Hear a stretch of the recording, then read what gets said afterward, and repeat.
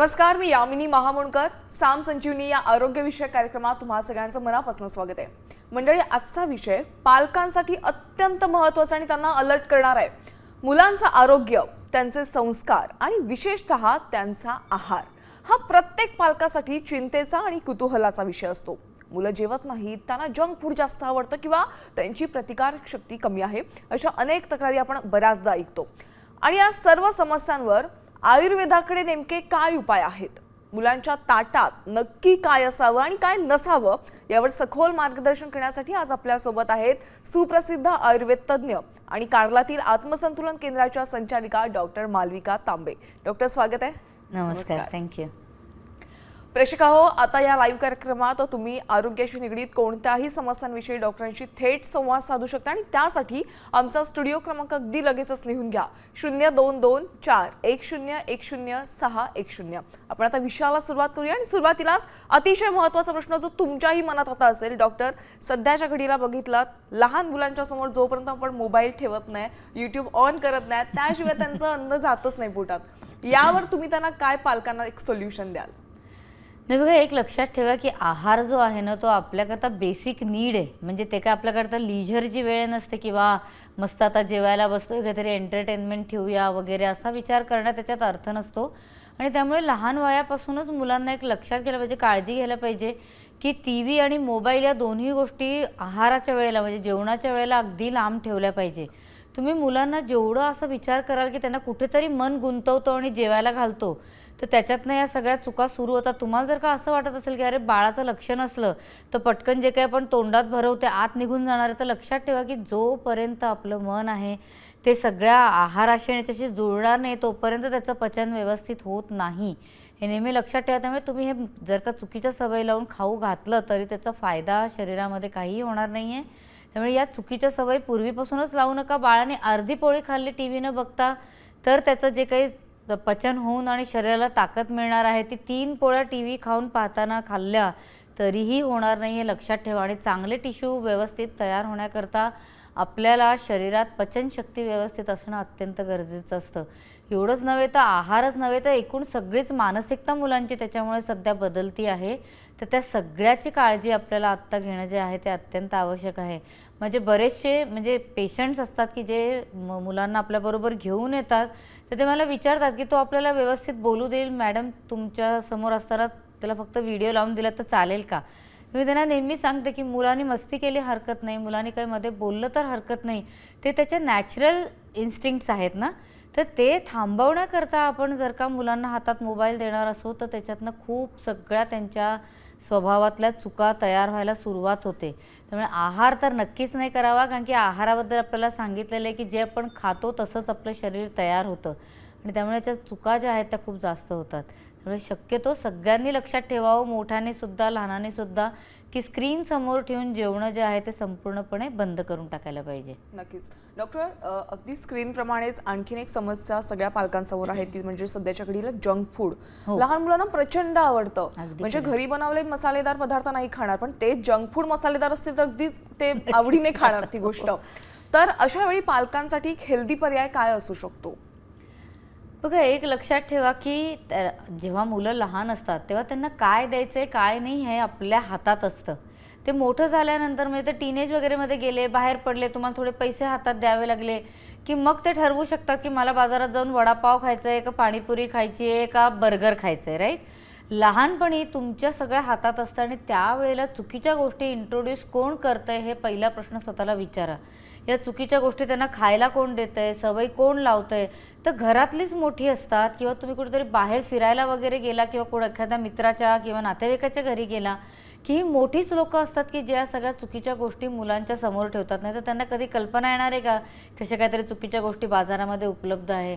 त्यामुळे सुरुवातीपासून आपल्यालाच काटेकोरपणे काळजी घ्यायला पाहिजे की आपण चुकीच्या गोष्टी देणार नाही.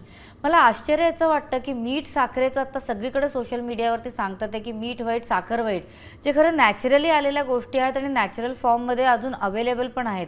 म्हणजे केमिकली तर चेंज केलेल्या आहेतच, पण तरी नॅचरल फॉर्ममध्ये सुद्धा ते अवेलेबल आहे, तर ते लोकांना लगेचच लक्षात येतं आणि त्या गोष्टी तुम्ही लगेच बंद करता आहात. आणि ज्या खऱ्या गोष्टी बंद ठेवायला पाहिजे त्या मात्र स्वतः तुम्ही पैसे खर्च करून करून घेऊन येत आहात. तर याच्यामध्ये सगळ्यात मोठी चूक पालकांची आहे की सोशल मीडियावरती काहीतरी व्हायरल केलेल्या ज्या गोष्टी आहेत किंवा आता चुकीचे सगळे बाहेर जे सांगतात आहेत गोष्टी, त्या सगळ्या ऐकून तुम्ही त्याच्या आहारी जाता आहात, पण तुम्हाला एक जंक फूडसारखी चुकीची गोष्ट तुम्हाला थांबवता येत नाही. तर ही गोष्ट बिलकुल लाईटली घेऊ नका. तुम्ही जेवढी जंक फूडची मुलांना सवय लावाल तेवढं त्यांचं न्यूट्रिशन चुकणार आहे आणि जेवढं न्यूट्रिशन चुकणार आहे तेवढं त्यांच्या अंगातली ताकद जी आहे, क्षमता जी आहे ती पुढे पुढे जाऊन कमी होणार आहे. आणि वेगवेगळे त्रास, आजार मुलांमध्ये आपल्याला खूप प्रमाणात सध्या दिसतात. ते म्हणजे 20शीतले 30शीतले सुद्धा जे यंगस्टर्स आहेत त्यांच्यामध्ये आपल्याला बरेचसे प्रॉब्लेम्स दिसतात. ते म्हणजे डायबिटीससारखा आजार की जो पहिलेच्या काळात आपण 60च्या पुढे होतो वगैरे म्हणत होतो, तो हळूहळू करत 40पर्यंत आलेला. आणि आता 10-10, 12-12 वर्षाची मुलं अशी आहेत की ज्यांच्यामध्ये आपल्याला साखरेचं जे पचन आहे ते व्यवस्थित होत नाही हे दिसतं आहे किंवा ओबेसिटी आपल्याला त्यांच्यामध्ये दिसते. तर अशा प्रकारचे चुका आपण मोठ्या मोठ्या करत चाललेलो आहोत आणि त्याच्यातनं बरेचसे त्रास मुलांना होतात आहे. त्यामुळे प्लीज जंक फूडपासून मुलांना संपूर्णपणे लांब ठेवलेलं जास्त बरं राहील. खरंय. डॉक्टर, सध्या आता बघायला गेलात उन्हाळा सुरू आहे, पण उन्हाळ्यामध्ये देखील पाऊस पडतोय, अवकाळी पावसाला देखील अगदी, अगदी सुरुवात खरंय. झाली आहे. कधीतरी रात्री थंडी देखील पडते, हो. गारवा जाणवतो. त्यामुळे असा जो ऋतू आहे त्याला नेमका कोणता ऋतू आहे हे सांगू नाही शकत आपण. तर अशा ऋतूमध्ये आपण मुलांच्या आहाराची नेमकी कशा पद्धतीने काळजी घेतली पाहिजे?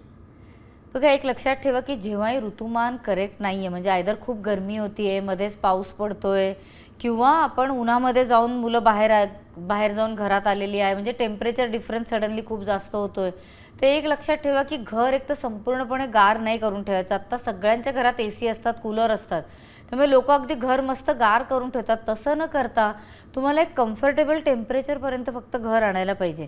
म्हणजे बाहेर जर का टेम्परेचर 42-45 वगैरे आहे, तर तुम्ही घराच्या आत एकदम 20-22 टेम्परेचर करून ठेवलं की त्याच्यातनं प्रॉब्लेम्स सुरू होतात. दुसरं महत्त्वाचं म्हणजे की खाणं जे आहे ते अगदी घरातलंच व्यवस्थित तयार केलेलं जेवण असलं पाहिजे. बाहेर आता सध्याच्या काळात आईस्क्रीम मुलांना खूप आवडतं म्हणून बाहेरचं आईस्क्रीम खूप खाण्यात येतं. एक तर आधी आईस्क्रीम किती किती दिवसाचं पडलेलं असतं, दुसरं त्याच्यामध्ये सतत लाईट जाणं परत लाईट येणं, याच्यामुळे सुद्धा इन्फेक्शन्स होण्याचे प्रकार जे आहेत ते आपल्याला खूप दिसतात. आणि तिसरं महत्त्वाचं म्हणजे आईस्क्रीम दुधापासूनच बनवलेलं असेल असं नव्हे, तर आजकाल फ्रोझन डेझर्ट्स म्हणून जे आईस्क्रीम आहेत ते सुद्धा मुलांमध्ये खूप लोकप्रिय झालेले आहेत की त्याच्यामध्ये दूध नसतं, डेअरी नसते, काही नसतं, साखरसुद्धा कुठली घालतात ते ईश्वराला माहिती. आणि असं ते काहीतरी फॅटमधनं तयार केलेलं आईस्क्रीम गार करून मुलांना खायला देतात. त्याच्यातनं तर इतके त्रास मुलांमध्ये सध्या सुरू झालेले आहेत. तर त्यामुळे या सगळ्या गोष्टींची काळजी आपल्याला मुलांच्या आहारात घेणं खूप गरजेचं आहे की बाहेरून जे तेव्हा घरात येतील तेव्हा त्यांना आल्यानंतर छोटासा गुळाचा तुकडा देणं, कोमट पाणी देणं किंवा रूम टेम्परेचरचं पाणी देणं, एकदम खूप जास्त फ्रीजमधलं पाणी न देणं किंवा कुठलं तरी सरबत, बर्फ वगैरे टाकून तुम्ही देत असलात प्यायला तर तसं नाही करायचं. म्हणजे शरीराचं टेम्परेचर, बाहेरचं टेम्परेचर ह्याच्यामध्ये समन्वय करण्याकरता मुलांच्या शरीराला थोडासा वेळ देणं आवश्यक असतं आणि हे प्रत्येकाने लक्षात ठेवायला पाहिजे. आणि मुख्य म्हणजे उघडी ठेवलेली फळं ही सुद्धा मुलांना बिलकुल खायला देऊ नये या काळामध्ये, कारण की त्याच्यातनं सुद्धा इन्फेक्शन्स खूप जायचे चान्सेस राहतात. कारण की भूक लागली आहे तर मुलांना पटकन फळं देणं हे लोकांना सोपं वाटतं, तर तसं होण्याकरता लोक फळं चिरून ठेवतात, फ्रीजमध्ये ठेवतात, गार झाल्यानंतर खायला देतात. तर तसं न करता उलट ताजी फळं जी आहेत ती चिरून मुलांना दिली तर त्याचा जास्त फायदा त्यांना मिळू शकतो. नक्कीच. डॉक्टर, अनेकदा आजीकडून असं ऐकलं की लहान बाळाला सुवर्णप्राशन द्या, हां, पण ते नाही दिलं जात, म्हणजे त्याचं महत्त्वच अजून माहीत नाहीये. अगदी तर खरं. ते सुवर्णप्राशन का दिलं पाहिजे, बाळासाठी ते कितपत महत्त्वाचं आहे? म्हणजे खरं तर तुम्ही आजी म्हणता आहात, मला तसं वाटतं की आत्ताच्या पिढीमध्ये ज्या नवीन आज्या आहेत त्याच उलट, कारण की आता त्या म्हणतो ना की आपण भ्रमामध्ये चुकीच्या जगतात आहे आणि त्यामुळे त्याच उलट या सगळ्या ट्रॅडिशनल गोष्टींना नाही म्हणतात आहे. आमच्याकडे येणारे बरेचसे जे यंग पॅरेंट्स आहेत ते उलट या सगळ्या आपण म्हणतो ना की ज्या ट्रॅडिशनल गोष्टी आहेत त्याच्याकडे परत वळण्याचा विचार करतात, ते प्रयत्न करतात ते, कारण की त्यांना दिसते की त्यांच्या पिढीमध्ये होणारे जे त्रास आहेत ते फार प्रमाणात सध्या वाढलेले आहेत. त्यामुळे ट्रॅडिशनल गोष्टींमध्ये कुठेतरी आपल्याला लक्ष देण्याची गरज आहे ह्याची जाणीव त्यांना व्हायला लागलेली आहे. त्यामुळे सुवर्णप्राशन आहे हे खूप महत्त्वाचं असतं. म्हणजे आयुर्वेदामध्ये तर सांगितलेलं आहे की अगदी बाळ जन्माला आलं की पहिल्या दिवसापासून सुवर्णप्राशन आपण सुरू केलं पाहिजे, कारण की बाळाला नवीन गोष्टींचं सामोरे जावं लागतं, टेम्परेचर टेम्परेचर रेग्युलेशन्स असतात, वेगवेगळ्या वातावरणामध्ये गोष्टी बदलत असतात ज्याच्याबरोबर त्यांना ॲडजस्ट व्हावं लागतं, स्लीप सायकल चेंज होते. तर या सगळ्या याच्यामध्ये मुलांची प्रतिकारशक्ती जी आहे ती व्यवस्थित राहिली तरच त्यांना फायदा होतो आणि त्यांचं पचनसुद्धा व्यवस्थित राहायला पाहिजे. म्हणजे आईचं जे दूध पाजलं जाईल त्याचं व्यवस्थित पचन करून ताकद शरीरामध्ये निर्माण करायची, नवीन टिश्यू निर्माण करायचे, हे खूप महत्त्वाचं असतं ना. तर त्या सगळ्याकरता सुवर्णप्राशन आपल्याला मदत करत असतं. त्यामुळे आत्ताच्या काळामध्ये उलट जसं संतुलनचं बालामृत हे जे सुवर्णप्राशन आहे हे प्रत्येकाने आपल्या मुलांना किमान जन्मापासून 2 वर्ष तरी द्यायला पाहिजे किंवा शक्य असलं तर खरं 5 वर्ष दिलेलं सगळ्यात उत्तम असतं. त्यामुळे सुवर्णप्राशन द्यायला पाहिजे. आता लोक म्हणतात की ते हेवी मेटल असतं, सोनं कसं काय पोटात देऊन चालेल, पण ते अगदी मिलीग्रॅम्समध्ये पोटात जातं आणि त्यामुळे ते कॅटलिस्टसारखं वर्क करतं. ते काय आपण एक चमचाभर सोनं घेऊन थोडं ना खाऊन टाकणार आहे. त्यामुळे ते सोनं जे आहे ते अगदी खूप कमी प्रमाणामध्ये शरीरात जातं आणि त्यामुळे ते कॅटलिस्टसारखं काम करून आपल्या संपूर्ण चयापचय क्रियाची, आपल्या पचनाची, आपल्या इम्युनिटीची सगळ्याची काळजी घेत असतं. त्यामुळे जेव्हा आपण मुलांच्या आहाराचा विचार करतो आहोत त्याच्यामध्ये सुवर्ण जे आहे ते अगदी खूप महत्त्वाचं घटक असतं. त्यामुळे ते प्रत्येकाने आपल्या मुलांच्या आहारामध्ये नक्की ठेवायला पाहिजे. नक्कीच डॉक्टर, सध्या बघायला गेलात तर मुलं मोबाईलला इतके ॲडिक्ट झालेले आहेत की ते बाहेर खेळायला देखील जात नाही. त्यामुळे त्यांचं ते शारीरिक व्यायाम किंवा शारीरिक हालचाल देखील तितकी होत नाही. त्यांच्यामध्ये जाडपणा वाढलेला आहे. त्यामुळे अशा मुलांची काळजी नेमकी पालकांनी कशी घेतली पाहिजे? अशा मुलांचा आहार कसा नियंत्रित ठेवला पाहिजे? नाही बघा, कसं आहे की जोपर्यंत फिजिकल ॲक्टिव्हिटी नीट होत नाही तोपर्यंत आपल्याला भूक लागत नाही. म्हणजे इव्हन मोठ्यांना सुद्धा ही जाणीव होत असणार आहे की ज्या दिवशी काम केलं जात नसेल किंवा नुसतं खुर्चीवरती आपण बसून राहिलो असलो किंवा नुसता आराम झालेला असला एखाद्या दिवशी, तर मग भूक जी आपण म्हणतो ना अशी खडखडून आतनं लागते तशी लागत नाही. त्यामुळे आपल्या शरीरामध्ये सगळं पचन व्यवस्थित राहण्याच्या दृष्टीने व्यायाम करणं जे आहे ते खूप महत्त्वाचं असतं. आणि व्यायाम जर का रेग्युलरली झाले नाही तर त्याचा आपल्याला त्रास होतो. लहान मूलसुद्धा जेव्हा गादीवरती नुसतं झोपलेलं असतं तेव्हासुद्धा हातपाय रेग्युलरली चालवत असतं, हे तुम्ही बघा. त्यामुळे मुलं थोडी मोठी झाली की त्यांच्याबरोबर कुठेतरी फिरायला जाणं, त्यांचे थोडं धावपळीचे खेळ त्यांच्याकडनं करवून घेणे, त्यांना स्विमिंग वगैरेचे क्लासेस लावणे, एखादं स्पोर्ट्स छोटं जे त्यांना आवडत असेल ते त्यांच्याकरता नियमितपणे करणं, रोज योगासनं करवणं, हे सगळं मुलांच्या आरोग्याकरता खरं अत्यंत गरजेचं असतं. आणि त्याच्याशिवाय ते पचनसुद्धा होत नाही. मग मुलांना भूक लागत नाही आणि भूक लागत नाही आहे म्हणून त्यांना कुठल्याही अन्नामध्ये रुची वाटत नाही. मग रुची वाटत नाही त्याच्यातनं आपण त्यांना काहीतरी चुकीच्या गोष्टी की ज्या त्यांना आवडून ते खातील, की जिभेला तरी स्वाद लागला म्हणून ते खायला तयार होतील असं त्या गोष्टी आपण त्यांना खायला देतो. त्याच्यातनं अजून अपचन तयार होतं आणि ते जे अपचन तयार होतं त्याच्यातनं परत जाडी वाढायला नॅचरली मदत होते. कारण की जेवढं अन्न पचणार नाही तेवढं मुलांमध्ये फॅट आहे तो तयार व्हायला मदत होते. तर ही सगळी एक आपण म्हणतो ना की ही विशियस सायकल आहे की ज्याच्यातनं आपल्याला सगळा त्रास होताना दिसतो.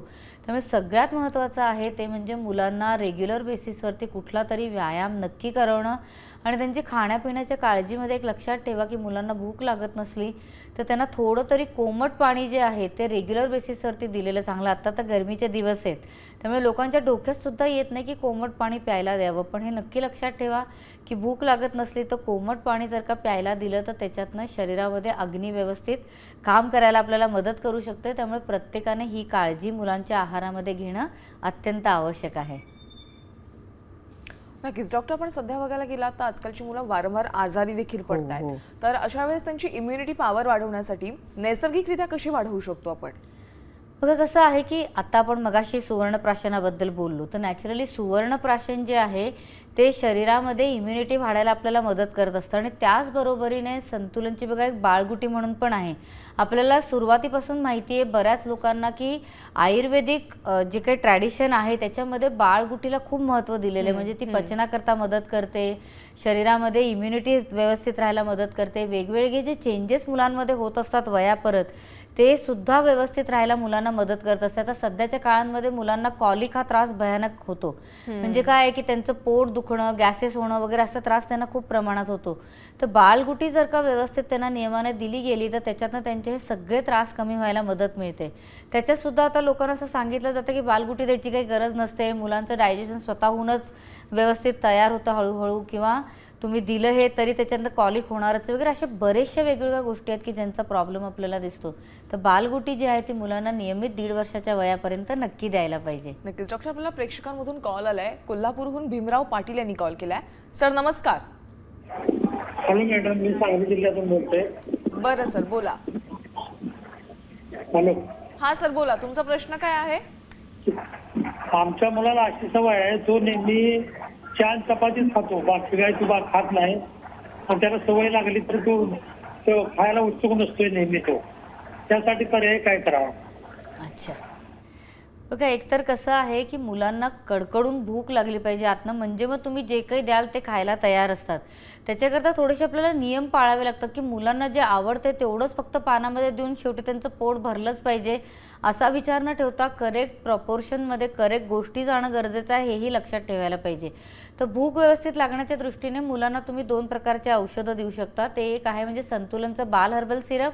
ते सकाळ संध्याकाळ त्याला 1-1, 2-2 चमचे नक्की द्यायला सुरू करा. आणि तसंच संतुलनचं सॅन अग्नी सिरप आहे, तेही त्याला तुम्ही 1-1 चमचा सकाळ संध्याकाळ द्यायला सुरू करा. याच्याने आतमध्ये जी पचन अग्नी आहे, लिव्हरचं काम आहे, ते व्यवस्थित व्हायला सुरू होईल. आणि एकदा भूक लागली की तुम्हाला जे त्याला खायला द्यायचं व्यवस्थित, पोळी भाजी भाकरी आमटी हे सगळं तुम्ही त्याच्याकरता ताटात नीट वाढून ठेवा आणि त्याला म्हणावं हेच तुला खावं लागणार आहे. आणि तुम्ही सगळे बसून त्याच्याबरोबर तेच अन्न खाणं अत्यंत गरजेचं आहे. मुलं आपल्याला फॉलो करतात. आपण जर का काही चुकीचं खात असलो, आपण जर का घरामध्ये दाखवत असतो की हे मला आवडत नाही, हे करू नकोस, मला हेच खायचं आहे, तर अशा प्रकारचे चॉईस अवेलेबल असतात. हे जेव्हा आपण मुलांना दाखवतो तेव्हा गडबड सुरू होते. त्यामुळे आत्ता तरी माझा तुम्हाला सर सल्ला असा राहील की त्याला आता पोळीच नुसता खात असला तर पोळीपासून त्याला थेपल्याला तुम्ही न्या, त्याच्यानंतर पोळी भाजीवरती न्या, पोळी आमटीवरती न्या, असं हळूहळू करून तुम्ही त्याला दर 10 दिवसांनी चेंजेस सुरू करा. तर हळूहळू तो एक्सेप्ट करायला सुरू होईल. आणि जे एकच गोष्ट खायला तयार असला तर ती त्याला नक्कीच द्यायची नाही आहे. थोडा उपाशी राहिला तर प्रॉब्लेम नाही, पण डिसिप्लिन जे आहे ते फॉलो झालं पाहिजे. नक्कीच. आणि पालकांच्या सवयी बघूनच मुलांना त्या सवयी लागतात. डॉक्टर, आपल्याला कोल्हापूरवरून अनिकेत यांनी कॉल केलाय. सर नमस्कार. हॅलो. सर नमस्कार, तुमचा प्रश्न काय आहे? हॅलो. हा सर, माझा आवाज येतोय तुमच्यापर्यंत? हा, येतोय की. हा सर बोला, प्रश्न काय आहे तुमचा? मॅडम, मुलं आता का नाही लहानाच्या 7 वर्षाचा मुलगा आहे. हां, हॅलो. हा सर बोला बोला.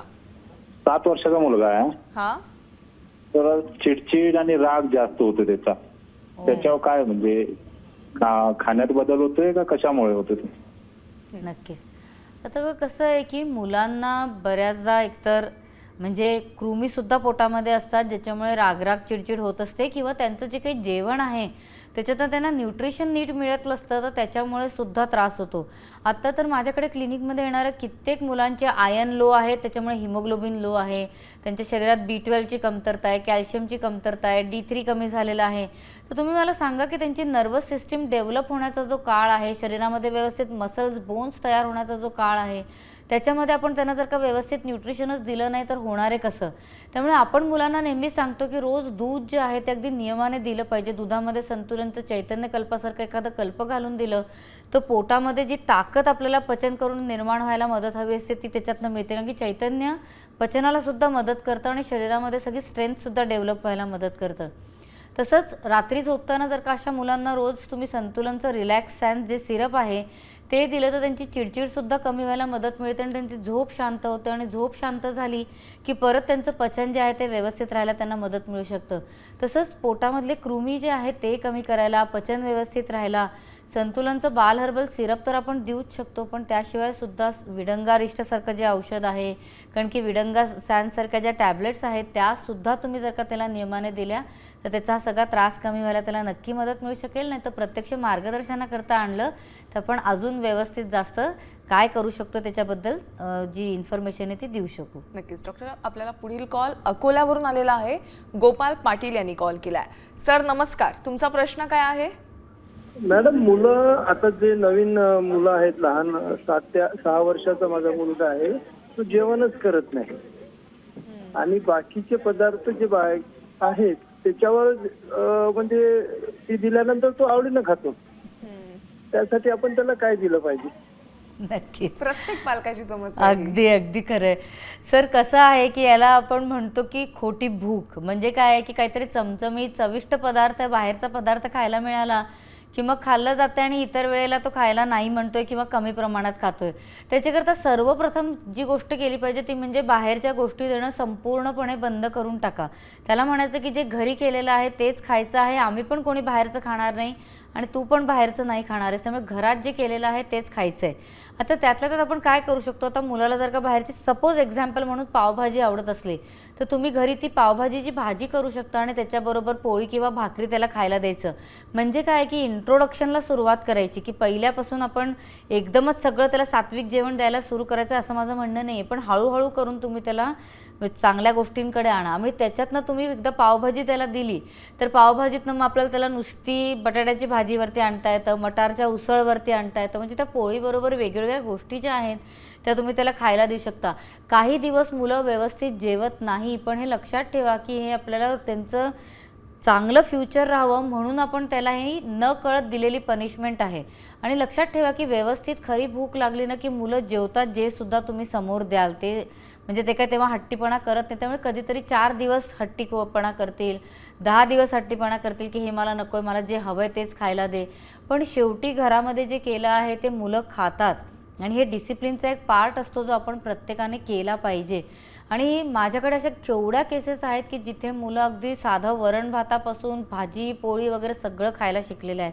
कारल्यामध्ये आपल्याकडे डायनिंग हॉलमध्ये एकत्र जेव्हा ही लहान मुलं येऊन जेवतात, एस्पेशली अमेरिकेतली मुलं जेव्हा आईवडील आमच्याकडे थेरपीला येतात आणि ते किचनच्या डायनिंग हॉलमध्ये सगळ्यांबरोबर बसून जेवतात, एकत्र प्रार्थना करतात आणि सगळ्यांना ते वरण भात भाजी पोळी खाताना बघतात, नंतर ताक पिताना बघतात.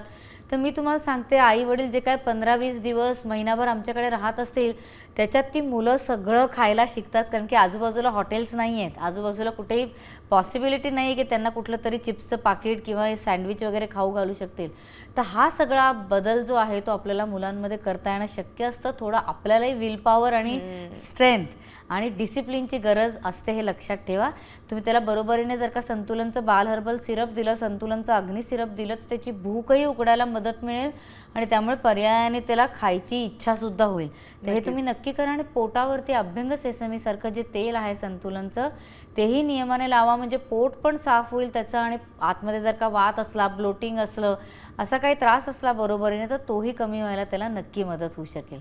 नक्कीच. डॉक्टर, बऱ्याचदा ना एक केस माझ्या निदर्शनास खूप वेळा आलेली आहे, ती म्हणजे मुलं असतात ना बारीक असतात अंगाने पण ते खातात खूप. हो, म्हणजे त्यांचं जेवण कुठे जातं काहीच कळत नाही, अंगाला काहीच लागत नाही. आणि अगदी जन्मलेलं बाळ असतं ना त्यांच्या बाबतीतही अशा केसेस बघितलेल्या आहेत की ते दूध खूप पितं पण त्या अंगाला नाही लागत. तर ते नेमकं का घडतं? एक लक्षात ठेवा की अंगाला लागणं म्हणजे फॅटच वाढणं हा जो काही आपल्याकडला कॉन्सेप्ट आहे हा फक्त पहिले 6 महिने व्हॅलिड असतो. म्हणजे जोपर्यंत बाळ आपण म्हणतो की चबी वगैरे असलेलं चांगलं दिसेल तोपर्यंत, त्याच्यानंतर काही चबी असणं हे कुठेच चांगलं नसतं. म्हणजे आपण अगदी 50-60लाही गेलो तरी थोडंसं वजन वाढणं ठीक आहे, पण फार जास्त प्रमाणात वजन वाढणं करेक्ट नसतं. त्यामुळे अंगी लागणं म्हणजे शरीरामध्ये ताकद असणं. त्यामुळे अशी मुलं जी असतात की ज्या व्यवस्थित खातात आणि त्यांना पचतंय हे पण एक लक्षात घ्यायला पाहिजे. नाही तर खाता ते पचत नाही आहे, त्यांना आयदर लूज मोशन्स होतात आहे किंवा खूप प्रमाणात कॉन्स्टिपेशन होतं आहे वगैरे, तर याचा अर्थ आहे की पचून काही शरीरामध्ये ताकद मिळत नाही. पण ज्या मुलांना ही ताकद मिळत असते ती मुलं एनर्जेटिक असतात, खेळकर असतात, 10 जागी जाऊन काहीतरी करायला उत्सुक असतात, एकाच जागी बसून आपल्या हातामध्ये मोबाईल घेऊन बसले आहेत असल्या प्रकारचं त्यांचं हे नसतं. अशा मुलांना उलट तुम्ही खेळायला प्रेरित केलं पाहिजे. वजन वाढलं नाही वाढलं तरीसुद्धा जर का ते शांत झोपतात आहे, व्यवस्थित पोट रोज साफ होतं आहे, खेळतात आहे, अभ्यासात त्यांचं लक्ष आहे म्हणजे की त्यांनी 4 तास बसून अभ्यास करायला पाहिजे असं माझं म्हणणं नाही, पण जे काही शाळेमध्ये थोडंसं शिकवलं जाईल त्याच्याकडे त्यांचं लक्ष आहे आणि मुख्य म्हणजे ते मूल आनंदी आहे. या सगळ्या गोष्टी ज्या आहेत या हेल्थच्या मार्कर असतात आणि ह्याच्यावरती आपण लक्ष केंद्रित करणं जास्त गरजेचं असतं. उलट खा प्या आणि त्याचं मस्त शरीरामध्ये वापर करून ती एनर्जी वापरा हे खरं आपल्या अन्नाचं मुख्य गोष्ट असते. त्यामुळे किडकिडीत असलं, व्यवस्थित बारीक असलं तर ती उलट चांगलीच गोष्ट आहे. उलट वयाच्या 40 वर्षापर्यंत शरीरामध्ये कुठेही खरं फॅट निर्माण होता कामा नये. त्याच्यानंतर थोडंसं वजन वाढलं तर चालू शकतं, पण 40 वर्षाच्या वयापर्यंत प्रत्येकाने किडकिडीत असतं, थोडंसं आपण म्हणतो ना की बारीक असणं हे खूप महत्त्वाचं असतं आणि ते सध्याच्या काळात आपण विसरलेलो आहोत. लहान लहान मुलांमध्ये ओबेसिटी आणि एवढे सगळे त्रास होतात तर हे उलट आपल्याकरता एक खूप म्हणतो ना की ही घंटा आहे की काहीतरी बाबा चुकतंय, लक्ष द्या लगेच. नक्कीच. आपल्याला मुंबईवरून कॉल आलाय मॅम. प्राची यांनी कॉल केलाय. नमस्कार, माझा आवाज तुमच्यापर्यंत येतोय? बरं, त्यांनी कॉल कट केलेला आहे. तोपर्यंत आपण पुढील प्रश्नाकडे वळूया. डॉक्टर, महत्त्वाचा प्रश्न की लहान मुलांची एकाग्रता आणि स्मरणशक्ती हे वाढवायचं असेल तर आपल्या अन्नामध्ये नेमका कोणत्या पदार्थांचा समावेश करायला पाहिजे? अगदी खूपच चांगला प्रश्न आहे. बघा, मुलांची एकाग्रता वाढवायची असेल तर आपल्याला नर्वस सिस्टीमला पोषण देणं खूप गरजेचं असतं. त्याच्याकरता एक तर मुलांच्या जेवणामध्ये रोज हे तूप असणं जे आहे ते खूप गरजेचं असतं. ते नर्वस सिस्टीम करता खूप पोषक असतं. त्याचबरोबरीने जे घरचं केलेलं लोणी असतं ते सुद्धा त्याला सकाळी किंवा संध्याकाळी अर्धा एक चमचा द्यायला सुरुवात करा. त्याच्यामध्ये खडीसाखर मिसळून दिली तर ती आपल्या नर्वस सिस्टीम करता अत्यंत उत्तम असते. बरोबरीने भिजवलेले बदाम हे अगदी नियमाने सुरू करा. जेव्हा आपण गुटी पण द्यायला सांगतो तेव्हा सुद्धा त्या गुटीमध्ये बदाम उगाळून द्यायला सांगतो. त्यामुळे ते बदाम सुद्धा त्यांना नियमित द्या. अक्रोड आहे ते त्यांना देणं अत्यंत गरजेचं आहे. तसंच डिंकचा जो लाडू आपण घरी करून द्यायला सांगतो त्याचाही खूप फायदा होतो. आणि मुगाचा लाडू हा खूप महत्त्वाचा असतो. तोही मुलांना अगदी लहानपणापासून द्यायला सुरू करा. आणि गणपतीचं स्तोत्र ऐकवणं हे नक्की लक्षात ठेवा की हेही आपण त्यांच्या दिनचर्येत ठेवलं पाहिजे. नक्कीच डॉक्टर, आज तुम्ही इथे आलात आणि मुलांचा आहार कशा पद्धतीने असला पाहिजे आणि मुलांच्या सवयी बदलण्यासाठी पालकांनी देखील स्वतःच्या सवयी बदलल्या पाहिजेत याविषयी तुम्ही योग्य मार्गदर्शन केलं. त्याबद्दल तुमचे आभार. धन्यवाद. मलाही आनंद आहे. साम संजीवनीमध्ये आपण इथेच थांबतोय. नमस्कार.